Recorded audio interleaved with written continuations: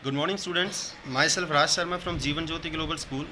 So, class 12th, as you know, that we are on revision. So, today we will discuss about the chapter 10, unit 10.6, friction and sports.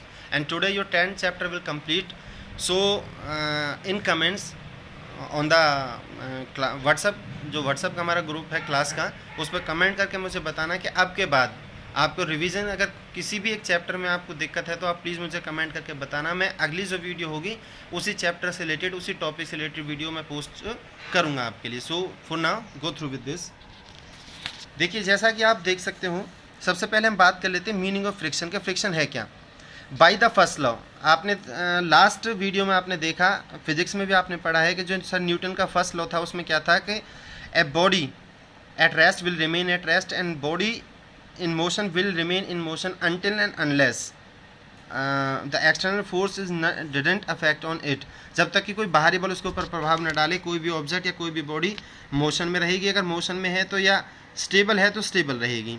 Example के तौर पर देख लीजिए, on cricket ball और hockey ball is hit, जब उसे hit करते हैं, it moves very faster in the direction of force. जिस डायरेक्शन में फोर्स लगाई जाती है, जिस साइड में उसे हिट करते हैं, बहुत स्पीड के साथ उस दिशा में भागी चली जाती है। बट आफ्टर सम टाइम, लेकिन कुछ समय के बाद, इट्स मोशन बिकम लेस, उसका जो गति है वो कम हो जाती है। And finally it comes to a static position, और एट लास्ट में क्या होता है कि वो बिल्कुल ठहर जाती है, ठहरी हुई पोजीशन में आ जाती है। The above mention example show, ऊपर लिखा हुआ जो एग्जांपल है, उदाहरण ये दर्शाता है that there is some individual force, external force, कुछ ऐसा बाहरी बल है बिना दिखाई देने वाला, that oppose the motion of the ball, जो कि बॉल का जो गति है उसके अपोज में गति करता है।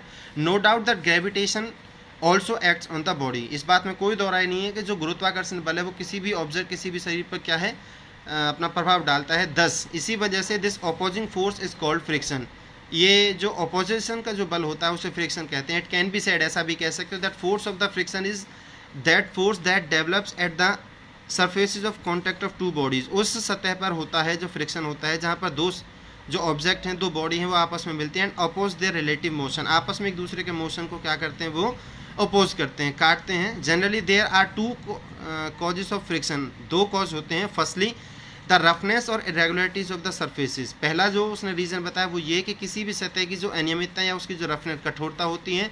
And secondly the strong atomic और molecules forces of attraction between two surfaces at the point of actual contact. दूसरा क्या कह रहा है कि जब दो बॉडीज़ किसी एक पॉइंट पर, किसी एक कॉन्टैक्ट पर जब वो आपस में मिलती हैं तो उनके बीच का जो अट्रैक्शन होता है उसे एक वो कारण होता है किसका, फ्रिक्शन होने का। टाइप्स ऑफ फ्रिक्शन क्या है, how many types of friction? So mainly there are two types of friction. The very first is static friction, स्थिर, जो एक ही जगह खड़े खड़े घर्षण करता है।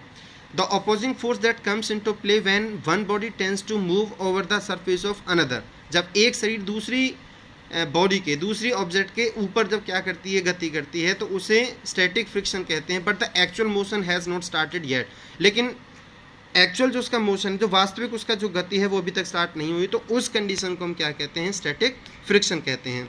सेकेंड नंबर पे आता है हमारा dynamic friction. It is the opposing force that comes into play when one body is actually moving over the surface of another body, जब एक शरीर दूसरे शरीर के ऊपर, या एक ऑब्जेक्ट दूसरे शरीर के ऊपर क्या है, एक्चुअली मूविंग करता है, मूव करता है, घूमता है, चलता है। फर्दर आगे चलकर dynamic friction may be of two parts, दो भागों में डिवाइड होता है, स्लाइडिंग फ्रिक्शन और रोलिंग फ्रिक्शन। स्लाइडिंग फ्रिक्शन क्या है, किसी के ऊपर तैरना, खिसकना। द अपोजिंग फोर्स, जो स्लाइडिंग फ्रिक्शन का अपोजिंग फोर्स है, दैट कम्स इनटू प्ले, ये कब रूप में लेता है, कब घटित होता है, when one body is actually sliding over the surface of the another body is called sliding friction. For example के तौर पर आइस स्केटिंग और पोल वॉल्ट, आपने पोल वॉल्ट में देखा होगा, जिसे बांस कूद बोलते हैं। तो बांस होता है जो फर्श के ऊपर वो घिसा हुआ चला जाता है, तब जाकर पोल वॉल्ट के कोने में जाकर बांस खड़ा होता है, और जो एथलीट होता है वो दूसरे कॉर्नर पे जंप करता है। आगे इसी में बात करते हैं रोलिंग फ्रिक्शन की, लुढ़कता हुआ घर्षण जिसे हम कह सकते हैं। The opposing force that comes into play when one body is actually rolling over the surface of the other body is called rolling friction, जब एक ऑब्जेक्ट या एक शरीर दूसरे शरीर या दूसरे ऑब्जेक्ट के ऊपर लुढ़कती हुई अवस्था में गति करता है, उसे रोलिंग फ्रिक्शन कहते हैं। एग्जाम्पल के तौर पर when A cricket ball, hockey ball is hit, जब एक हॉकी बॉल या क्रिकेट बॉल को हिट किया जाता है तो वो घास के ऊपर या ज़मीन के ऊपर बहुत तेज़ी के साथ लुढ़कती हुई जाती है, तो उस कंडीशन को कहते हैं रोलिंग फ्रिक्शन। अब बात करते हैं कि जो फ्रिक्शन है वो एडवांटेजेस है या डिसएडवांटेजेस है, तो दोनों बारे में बात कर लेते हैं। Friction is usually called a necessary evil, इसे आमतौर पर एक जरूरी बुराई के रूप में जाना जाता है। It means it is essential in games and sport, इसका मतलब होता है कि खेलों में बहुत ज़रूरी होती हैं। Without friction we can't perform better in sports. Author क्या कह रहा है कि बिना घर्षण के खेलों में अच्छा प्रदर्शन नहीं कर सकते। एग्जाम्पल के तौर पर एथलीट जो रेसर और जंपर होते हैं वो स्पाइक्स पहनते हैं, जो फुटबॉलर्स होते हैं वो स्टड्स पहनते हैं, ताकि उचित जो घर्षण है ज़मीन के उनके जूतों के बीच में वो बन सके, जिससे वो बहुत तेज़ दौड़ सकें। जिमनास्ट जो होते हैं वो भी क्या करते हैं, जिमनास्टिक जो हॉरिजेंटल जो बार होती है, अनइवन बार होती है, रोमन रिंग्स होती हैं, उनमें परफॉर्म करने से पहले अपने हाथों में चूना लगाते हैं। वॉकिंग में भी difficult as well as without friction, यहाँ तक कि चलना भी मुश्किल हो जाता है अगर घर्षण ना हो पैरों के और ज़मीन के बीच में। बैडमिंटन के जो प्लेयर्स होते हैं रब देयर सोल्स ऑफ शूज़, अपने जूतों के जो सोल्स होते हैं, तले होते हैं, उन्हें भी वुडन कोर्ट में जाने से पहले क्या है वो चूने के साथ घिसते हैं, ताकि उचित जो घर्षण है वो बन सके, वो पैर है उनका वो फिसले ना।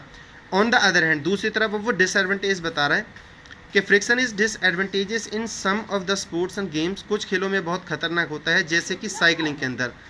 There should be not be more friction between the road and tyres of the cycle. यहाँ पर ऑथर क्या कह रहा है कि साइकिल के टायर्स के बीच में और रोड के बीच में बहुत ज़्यादा घर्षण नहीं होनी चाहिए, टायरों के बीच में उचित हवा भरी होनी चाहिए।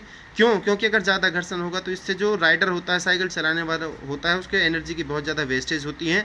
दूसरा एग्जांपल वो दे रहा है, रोलर स्केटिंग में भी अगर बहुत ज़्यादा घर्षण होगा तो अच्छी जो परफॉर्मेंस है वो बाहर निकल के नहीं आएगी। सो 12th class students, this is your 10th chapter has been completed.